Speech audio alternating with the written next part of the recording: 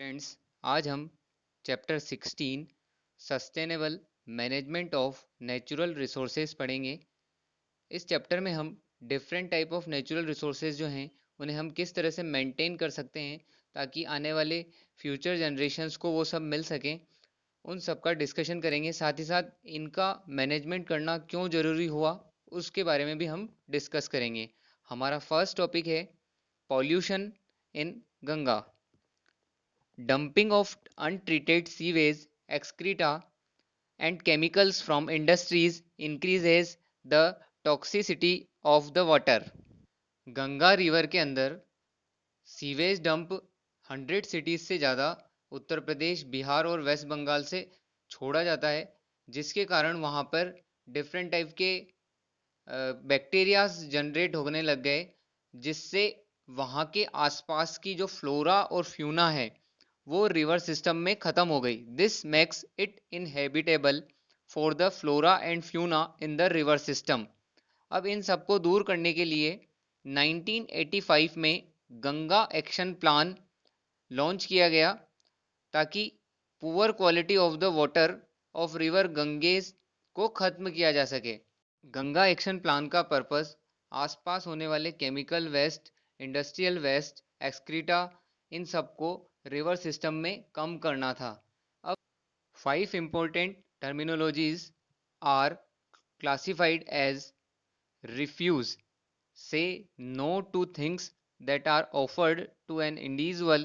For example, an individual say no to buy plastic products, वो plastic products को लेने से मना कर दे। सेकंड है रिड्यूस, पर्टिकुलर किसी थिंग का यूज मिनिमाइज करना, minimize the use of anything.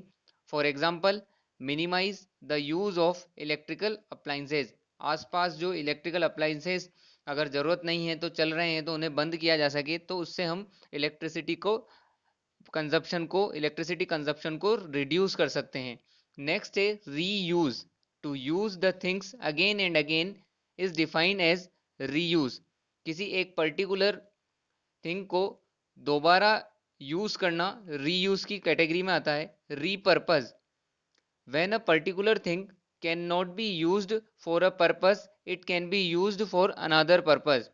Repurpose, कोई पर्टिकुलर थिंग को अगर एक पर्पस के लिए यूज नहीं कर सकते हैं तो उसे दूसरे पर्पस के लिए यूज किया जा सकता है। जैसे प्लास्टिक बोटल्स का यूज छोटे छोटे प्लांट्स, फ्लावरिंग प्लांट्स लगाने के लिए किया जा सकता है। Recycle, when the material can be used to make the needed things, हम मटेरियल को रिसाइकलिंग के लिए भेज के कुछ न्यू थिंग्स बना सकते हैं।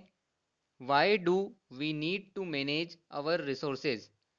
Due to the ever increasing population and rising demands of changing lifestyles, natural resources are being depleted at an alarming rate. Alarming rate मतलब बहुत ज़्यादा तेज़ी से हम उसको डिप्लेट कर रहे हैं, ख़त्म कर रहे हैं। हमारी जो लाइफ स्टाइल है, तो हमने क्या किया, हमारी लाइफ स्टाइल की जो डिमांड्स हैं वो बढ़ती गई, साथ ही साथ पॉपुलेशन बढ़ती गई, तो हमने पर्टिकुलर नेचुरल रिसोर्सेज का यूज़ बहुत तेज़ी से करना स्टार्ट कर दिया।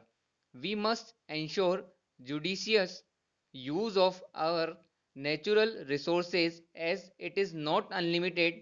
हमें ये मानना चाहिए कि ये सब अनलिमिटेड नहीं है और इनका जो यूज़ है वो जुडिशियस यूज़ होना चाहिए, न्यायपूर्वक यूज़ होना चाहिए। And management of such requires long term planning in order to last generation. साथ ही साथ हमारी जो फ्यूचर जनरेशन है उनके लिए इन रिसोर्सेज को बचाकर रखने के लिए लॉन्ग टर्म प्लानिंग की आवश्यकता है। Forest and wild life, forest are termed as biodiversity hot spots. Biodiversity means जहाँ पे डिफरेंट प्लांट्स और डिफरेंट एनिमल्स एक पर्टिकुलर एरिया में पाए जाते हैं, तो वो एरिया बायोडाइवर्स एरिया होता है। Biodiversity is defined as different type of organism present on the earth. Different type के ऑर्गेनिज्म अर्थ पे प्रेजेंट हैं, उन्हें हमने बायोडाइवर्सिटी वर्ड से डिनोट किया है। Loss of biodiversity may result in loss of ecological balance and damage to the ecosystem.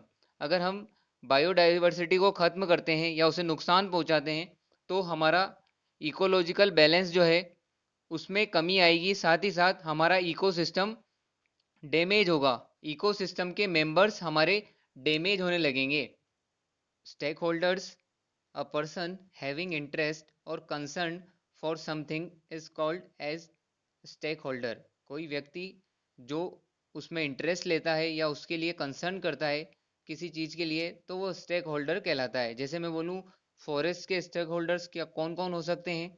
एक हो सकते हैं local people dependent on forest for their survival.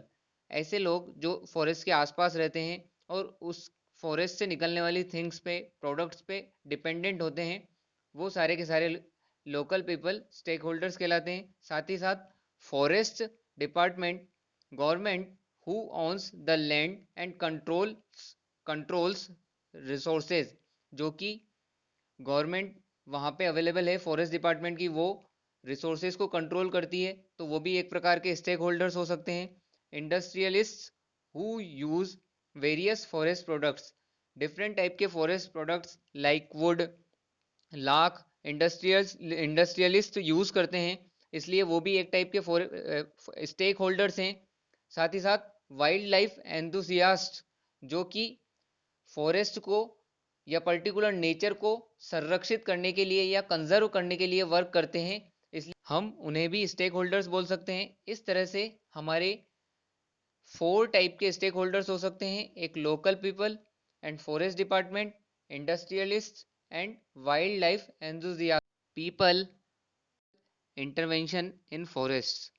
Human intervention is a necessity in the management of forest resources and landscapes.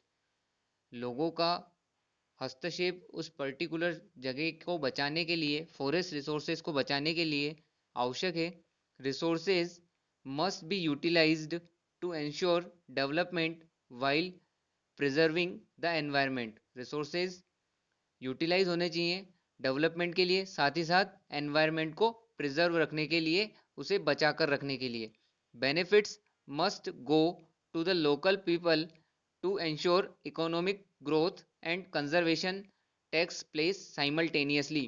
Benefits जो हैं local people को देने चाहिए ताकि उनकी इकोनॉमिक ग्रोथ हो सके, उनकी इकोनॉमिक ग्रोथ की सुनिश्चितता की जा सके, साथ ही साथ कंजर्वेशन भी होना चाहिए।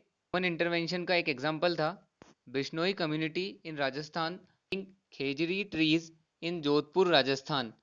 बिश्नोई कम्युनिटी जो राजस्थान में पाई जाती है, उन्होंने खेजड़ी ट्रीज को बचाने के लिए संघर्ष किया था। इनकी लीडर थी अमृता देवी बिश्नोई, जिन्होंने अपनी जान भी गंवा दी थी इस संघर्ष के लिए। तब से उनकी याद में national award for wild life conservation दिया जाता है। को आंदोलन movement originated in Garhwal in early 1970s that was the result of a grassroots level effort to end the alienation of people from their forests। Industrialist तथा local people के बीच में एक conflict हो गया। कॉन्फ्लिक्ट के अंदर उन्होंने मना कर दिया कि आप इन पेड़ों को नहीं काट सकते हैं, तो कॉन्ट्रैक्टर ने पेड़ों को काटने के लिए लोकल पीपल से संघर्ष किया, और ये महिलाएं जो थी सारी की सारी मीडिया और गवर्नमेंट की नज़र में आ गई, जिससे ये मूवमेंट जो है मोर पॉपुलर हो गया और इसे चिपको आंदोलन के नाम से जाना गया। One of the most common method of forest conservation is silviculture. Silviculture क्या है? It is a method in which trees are grown and cultivated. पेड़ों को लगाया जाता है और उन्हें कल्टीवेट किया जाता है। यहाँ तक हमने डिफरेंट मूवमेंट्स देखे, साथ ही साथ इंटरवेंशन क्या क्या हो सकते हैं, स्टेक होल्डर्स कौन कौन हो सकते हैं, बायोडाइवर्सिटी क्यों ज़रूरी है। बायोडाइवर्सिटी इसलिए ज़रूरी है कि हमारे पास नंबर ऑफ स्पीसीज अवेलेबल हैं, वो इकोसिस्टम के अंदर बैलेंस बना के रखे, इसलिए हमें बायोडाइवर्सिटी की ज़रूरत है। साथ ही साथ हमने 5 आवर्स जो 5 इंपॉर्टेंट टर्मिनोलॉजीज है उनको देखा, वो थी refuse, reduce, reuse, repurpose and recycle. Thank you very much.